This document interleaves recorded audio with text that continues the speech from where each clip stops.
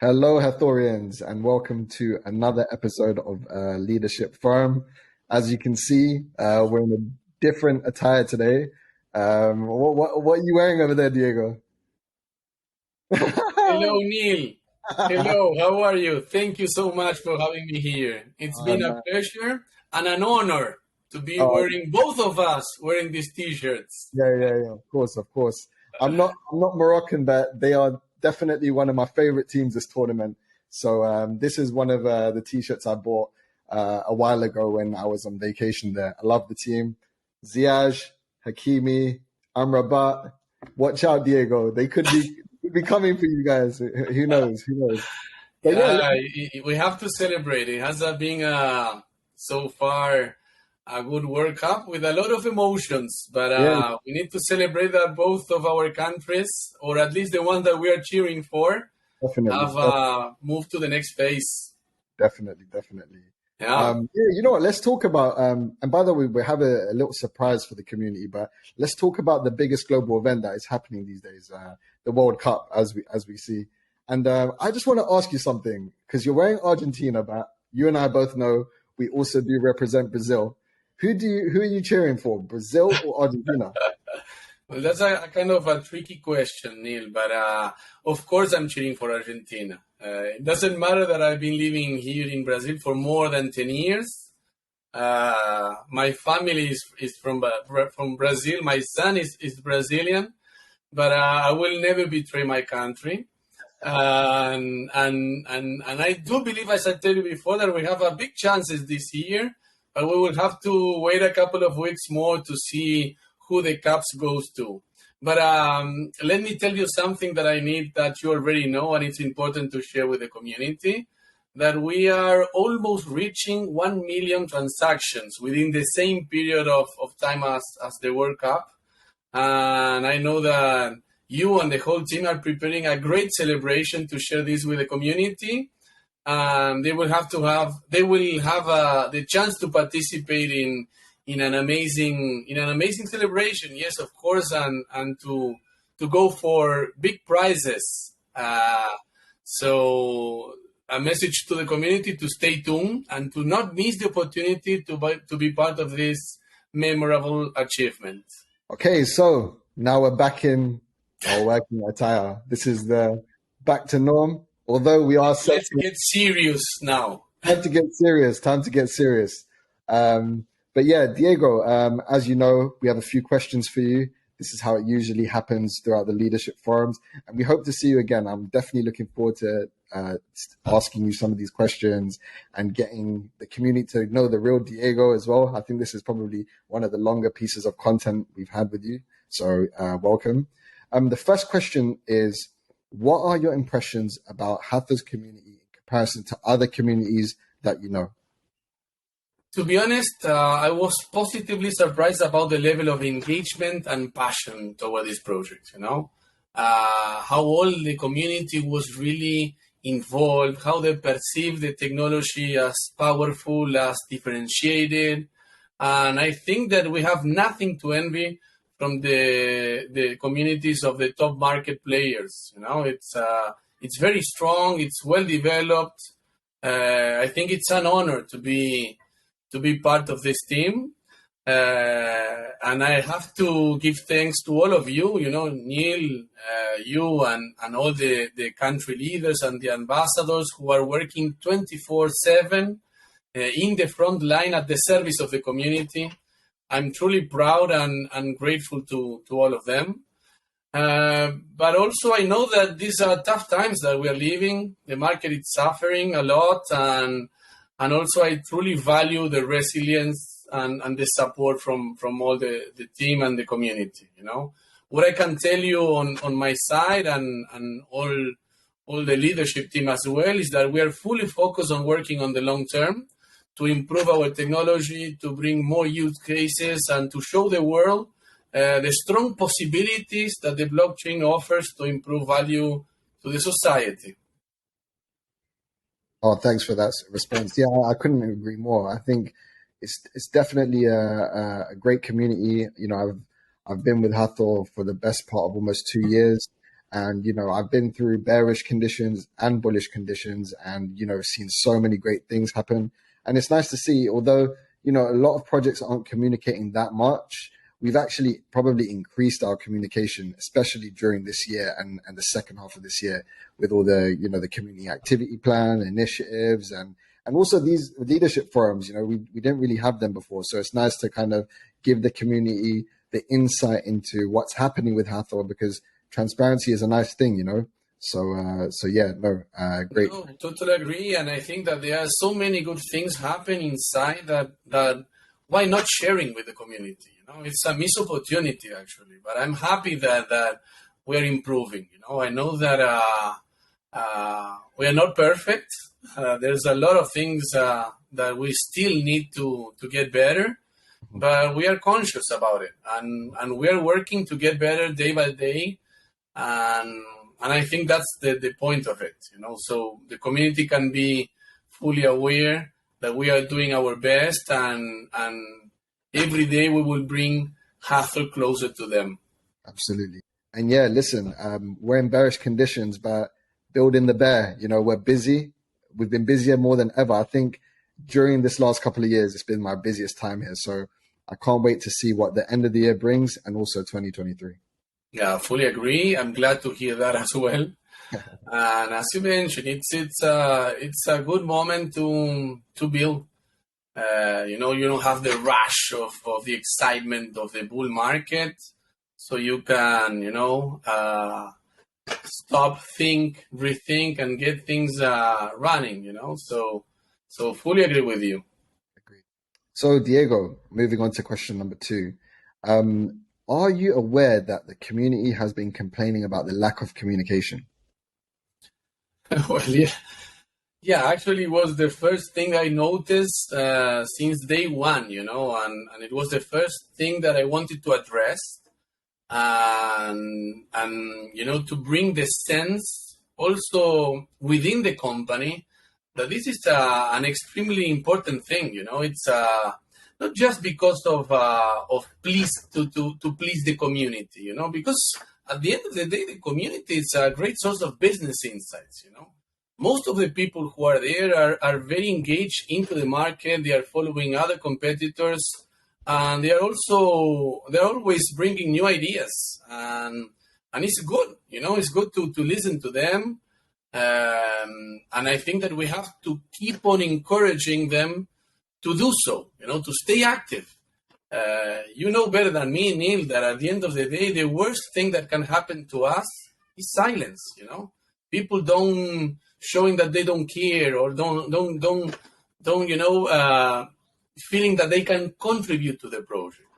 So I think that as I said before, we need to improve a lot, but we have put also in a few days we put a communication activity plan focusing on the community and increasing the amount of touch points with the founders, with the leadership. You have been participating in water cooler chats also to share with them what is going on in the office. And you can see in just a couple of months, we managed to improve all our metrics. If you see the level of reach, frequency, and engagement, all of them were improved. And we publish it. We publish it in the Q3 report. So again, we know that we are not perfect, but it's good to see improvement in just little time. And I'm sure that we will get better. You have been a fundamental pillar of this plan. So also congrats to you, man.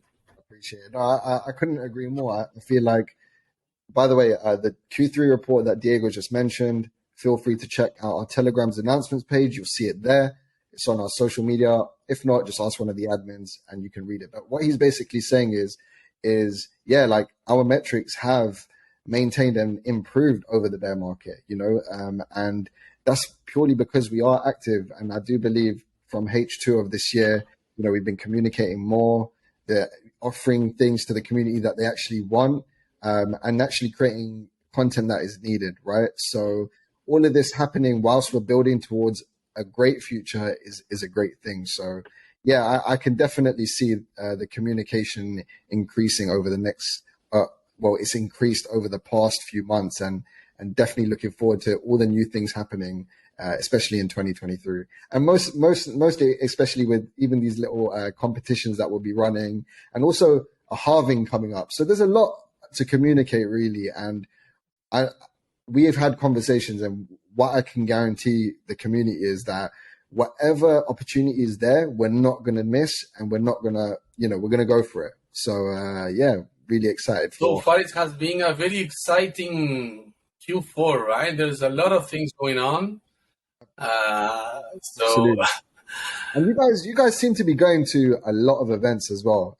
So like, yeah, we're busy. We're busy for sure. Yeah, actually, I think that we will tap on that later. Okay. But yes, it's being we're kind of rushing towards the end of the year, and we have a lot of good news to share. So I'm happy. I'm really happy. Okay, so moving on to question number 3. And this is actually a question I see quite often, and also the admins of the Telegram channel and so on will see. So we're just going to present it to you. It's definitely a community question. Why is the whole Hathor leadership team not so active on Twitter? Yeah, everybody's asking us the same time, and to be honest, I think it's just a matter of communication style, how much the leaders of this company enjoy spending time in social medias, But what I can truly tell you is that this also is a business decision, because being active in Twitter takes time, takes time. Takes a lot of time. And our leaders prefer to stay 100% focused on their main task and letting our actions do the talking. We don't see any value in engaging in arguments, in gossiping, in fake news. We really are focused on building in the long term and bringing to the community news that are relevant to the business, and that's how we want to be seen. We are a very serious and dedicated company, and we want our communication to reflect that. Yeah.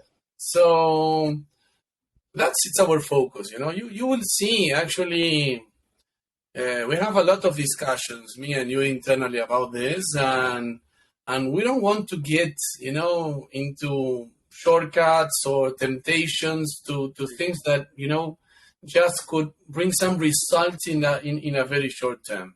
Agreed. So that's why we are not active. We are active, actually. We are not engaging towards all the things that are happening. I think you're right. It's like a prioritization, really, and the day-to-day of our roles is what takes priority. And as you say, I know, like, from the communication standpoint, creating content and being active on Twitter, it does take time. It does take a lot of time.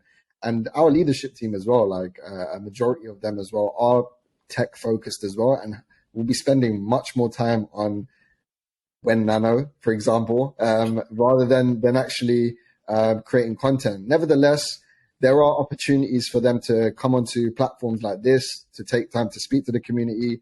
And, Jan, yourself, Marcelo has already, and now made time for this, and many more episodes will come from this. So, I believe that catered content like this is probably far more valuable as it targets the right issues and the things that the community need, rather than, as you said, like gossip and just wasting time. I'm not saying that it is a waste of time. I find that a lot of the content out on Twitter as well by leadership teams from other projects are valuable. But I do see that the prioritization for this team being, tech first and company first is a better use of time as well. Yeah, you have to be careful because in the crypto market is very sensitive, and you see all the things that have happened in the last month, how these idol leaders, have grown business that were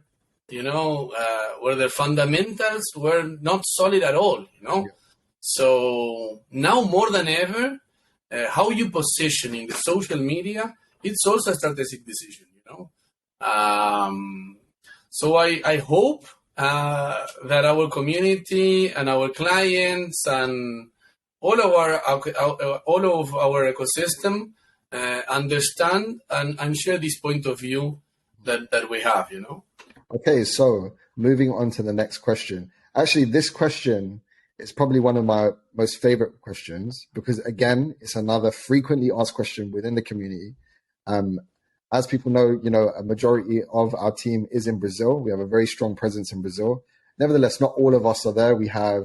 I'm in the UK. We have people in Europe, all over. So it's not just a Brazilian team, but we do have a big presence there. And again, a lot of our global events happening at the moment and initiatives and partnerships are taking place in Brazil. So the question is, do you consider Hathor Network as a true global network? Are you planning to further expand Hathor's presence outside of Brazil, for example, to have an active participation in well-known global events?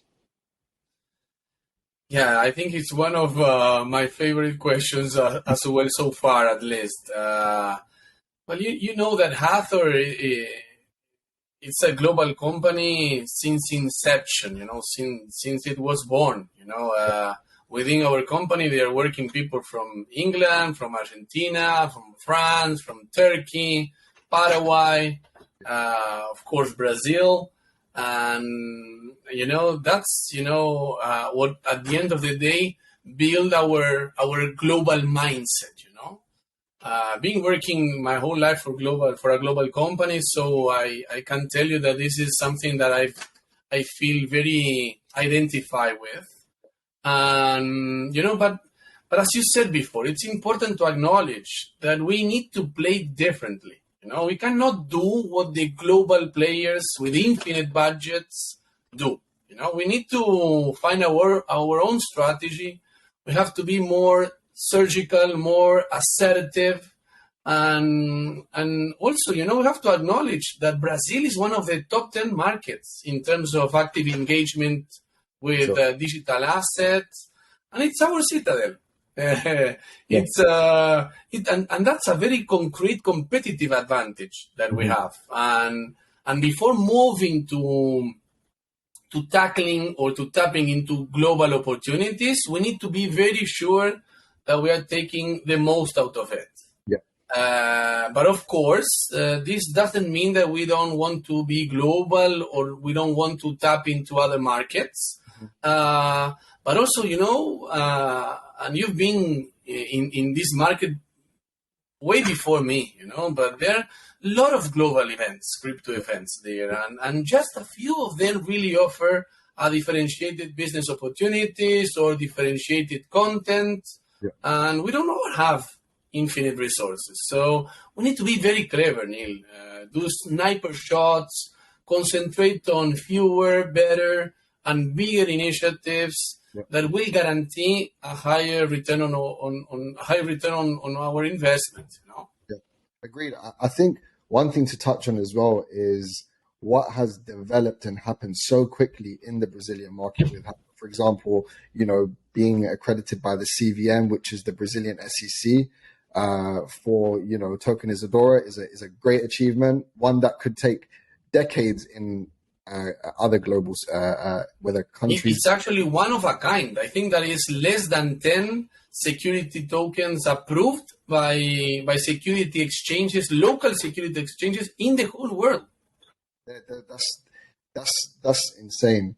And I think one thing to also touch on is one thing I know, because of course I'm part of the team, but a lot of the events we are attending in Brazil have, regulators there. They have the right key decision makers there, which will help with the adoption within Latin America. So it's not that we're going to events because that they are local to us, but there's actually a strategic move with the events we go to in the locality of Latin America, for example. And as you said, it's, one of the top 10 geographical locations developing in this space. So yeah, I couldn't agree more. Let me give you an example of a couple of initiatives that are truly global, besides the one that we've been participating here in Brazil. A couple of weeks ago, we were together with Leandro, our biz dev, in a global event called La BitConf, which was hosted in Argentina, but it's a 100% global event where people from whole Latin America, US, Asia, and great business opportunities and insight came out of that event. Let me give you another example. For example, we have launched, I think it's 2 weeks ago, 1 week ago, our Hathor Visa debit card in partnership with Simplex, and the scope of that project is 100% global. And again, it's Visa together, it's Simplex, great global partnership with respected entities. So that's starting to speak about Hathor, about how confident, how robust, how serious we are, and who we want to partner with. Yeah, I think one thing to touch on as well is even from the early beginnings, our communication has been English first. Actually, with a team with, I would say, it's not even a big majority of Brazilians. We're all English first. The exchanges that we have liquidity on, they are, KuCoins, the Gate.io is actually one of the last exchange was a Brazilian exchange, Foxbit. It wasn't the first exchange. So I would very much say that we are global focused as well, and that the strategic move the team is taking on targeting different events and different geographical areas is for it's for the future, So yeah, I couldn't agree more. Okay, Diego. So here's another question for you. It has already been 5 months since you've joined the team, and I know you've been working hard with all the leadership team on a full strategy review to come up with a strong plan for 2023. What can you share about this? Well, as you know, Neil, we've been working a lot in auditing our business, rethinking our strategy, and great work has come out of this. I think it was a very good investment that me and the rest of the leadership team has put together in order to guarantee that we are fit to compete, looking to the future years to come. So first of all, we have been focused on refining, which is the main target that we want to tackle in terms of developers, because at the end of the day, there are many type of developers, the developers who work in big multinational companies, the ones who work in big software houses, in small software houses, the ones who are independent, they run their own business, the ones who are fully immersed into the Web3, the ones that are in Web2, but they want to transition. So we really need to understand which is the sweet spot for Hathor, and all of them has different characteristics. All of them consume a different type of content. And if we want to be successful in our quest, we have to really know which is our target and who are we after, right? So that was one of our focus, and we were also reviewing our proposition, and to guarantee that our technology is truly unique and relevant for the years to come. I think that this is a very dynamic business. Everybody, all our competitors are bringing new news to the market every day. So it's very important for us to stay up to date. So Diego, from what you've just said, again, developer focus sounds great. Can you tell us more about that? So Neil, yeah, sure. Let me give you a concrete example. For example, there was an article that was released a couple of weeks or months ago talking about Hathor being the Brazilian Ethereum killer or something like that, and of course this is wrong, we don't want to kill anyone, and our technology is very different from Ethereum. We have attributes that are specifically thought for devs who want to get things done without investing too much time and money, but without compromising the quality of their jobs. They want, of course, to their clients to be fully satisfied with the deliverables. So if you think of it, it's like Hathor wants to build a robust ecosystem that delivers real value to our customers and to the society. Our main job is to enable companies to transition from Web 2 to Web 3. Nobody goes instantaneously from 2 to 3. There's a journey over there, and I think that Hathor is the best option for doing this transition as smoothly as possible and closing that gaps that at the end of the day will help the companies to strengthen their competitive edge and to guarantee that they have a sustainable business in the future. So, Diego, the next question is, how do you currently see our tech deliverables? Is it competitive? Why do we not see a big evolution in the mass adoption of blockchain technology? Well, Neil, I personally think that our technology is awesome. We are the best tokenization machine out there, extremely fast and secure, easy to integrate. But I think that it's not just me. If you listen to our main customers, they are saying exactly the same. Their projects are running in our networks with zero issues, and that was make us all of us extremely happy. For example, a couple of examples. The number one Brazilian influencer has his NFT collection running in Hathor Network. The security token that we've been talking about, it's running on Hathor Network with more than 200 million reais, with zero issues so far. And Visa and Simplex has just partnering with us to launch the debit card. So you see, those are big guys there who have chosen us to run their project as well and to partner with us. But going back to your question about competitiveness, what I have to say, we are always working on improving our technology to see what innovation can we launch. I think that this is very much into our Hathor's DNA. We are always discussing innovation, improvement, and you will see it. 2023, it's full of new things to come, and that for sure, will make our technology more fit to compete, and I'm sure that also will allow new use cases to come to our network. Sure. I think just to touch on what you're saying as well, the three examples you gave were really good examples, because a lot of the community, one of the most common phrases, when nano, all of these things were done without nano contracts, launching with, I believe, Felipe Nito, his name is, he has millions of followers.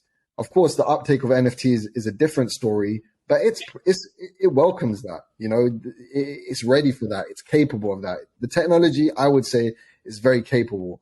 Just like you said, running with a Visa debit card, I don't believe you could just get that opportunity. I believe projects and tech is cherry picked for that opportunity to have a Visa debit card.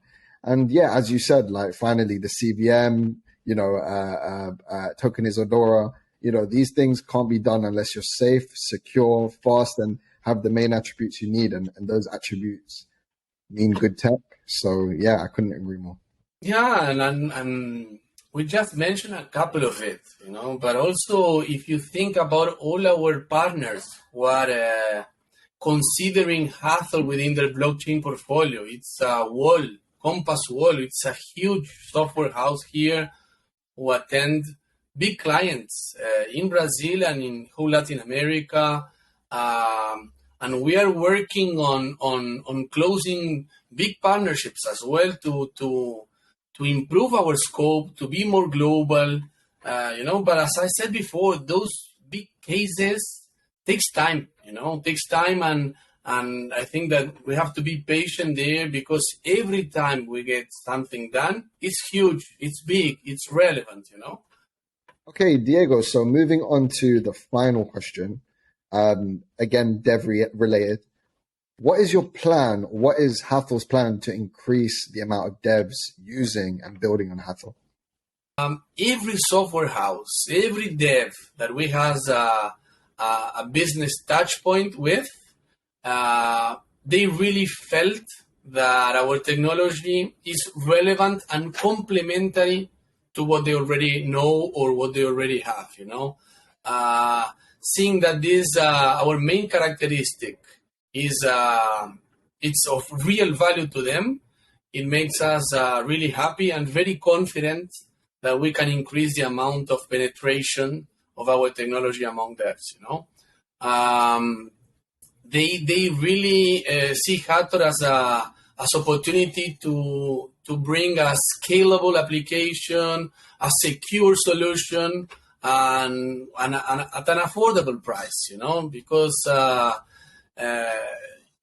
nowadays, if you have to hire a Solidity dev to program a whole application, then you have to audit it. Those requires a lot of money, big money, and a lot of time. And Hathor brings you a solution for doing exactly the same thing, most of the time better, more secure, and faster. So those devs, the ones who are really business oriented, looking for an efficient and practical solutions, are the one that we are after. And the ones that at the end of the day more value our proposition. That we always say that we don't want to offer or to tap into all use cases, having all functionalities. That's expensive. That's Ethereum-like.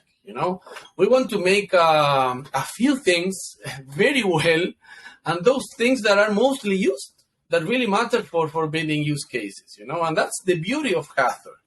That you can do what you really need to do in a very secure and simple way. And for sure, we're going to allocate most of our budget in 2023 to attacking and to attract those devs to bring them to our platform. Couldn't agree more. I guess the one thing I can say is Hathor's technology is not for the few, it's for the many. I love that phrase, Neil. I will write it down and I will steal it from you. But thank you very much for this time. It has been a pleasure to share this honest conversation with you. I know that you have the role of being the voice of the community, and it would be a pleasure, to be in the future again, answering more doubts, and of course sharing more news, because I'm sure that there are a lot of things that are coming that the community will be happy to know. Yeah, thanks for stopping by, and definitely won't be the last time you'll be here with us. And keep an eye out as this goes out. The World Cup initiative will be going out. So guys, enjoy the rest of the World Cup. We're rooting for our teams, and see you guys for the next episode of Leadership Forum. Bye-bye. See you.